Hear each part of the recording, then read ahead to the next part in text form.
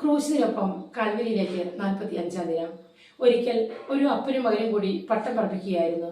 അപ്പോൾ അപ്പൻ മകനോട് ചോദിച്ചു, മകനെ, ഒരു ചോദ്യം ചോദിച്ചാൽ നീ എനിക്ക് അതിന് ശരി ഉത്തരം നൽകുമോ? മകൻ സമ്മതം മൂളി. അപ്പോൾ അപ്പൻ ചോദിച്ചു, ഈ പട്ടം പറപ്പിക്കുന്നതിൽ ഈ നൂലിന്റെ പങ്കെന്താണ്?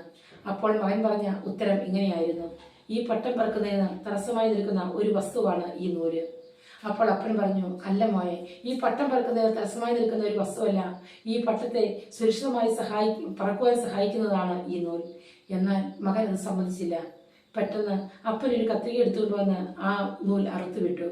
അപ്പോൾ ലക്ഷ്യമില്ലാതെ ആ പട്ടം പാറിപ്പറന്ന് അവസാനം ഒരു മരച്ചില്ലയിൽ ഉടക്കി നിന്നു. അത് നിശ്ചലമായി പോയി. അപ്പോൾ സ്നേഹത്തോടെ അപ്പൻ മറുപടി ചോദിച്ചു, ഇപ്പോൾ മനസ്സിലായില്ലേ നിനക്ക്? പട്ടത്തെ തടസ്സപ്പെടുത്തുന്ന ഒരു വസ്തുവല്ല ആ നൂല്, സുരക്ഷിതമായി പറക്കുവാൻ അതിന് നിയന്ത്രണം ഏർപ്പെടുത്തുന്ന വസ്തുവാണ് നൂലെന്ന്. സ്നേഹമുള്ളവരെ, നമ്മുടെയൊക്കെ ജീവിതത്തിൽ മറ്റൊരാളുടെ നിയന്ത്രണം കടന്നു വരുമ്പോൾ നാം ചിന്തിക്കും, അവരൊക്കെ നമ്മുടെ സ്വാതന്ത്ര്യത്തെ ഹനിക്കുന്നവരാണെന്ന്. അത് മാതാപിതാക്കളാകാം, ഗുരുക്കന്മാരാകാം, മുതിർന്നവരാകാം, അധികാരികളാകാം, നിയമപാലകരാകാം. എന്നാൽ അവരൊന്നും നമ്മുടെ സ്വാതന്ത്ര്യത്തെ ഹനിക്കുന്നവരല്ല.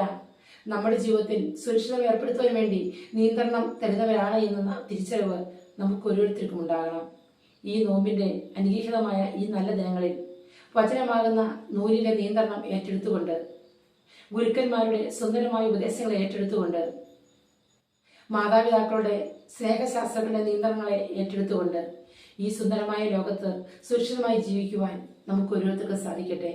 അതിന് നമ്മെ ക്രൂശിതനായ ദൈവം അനുഗ്രഹിക്കട്ടെ. സ്തുതിയായിരിക്കട്ടെ.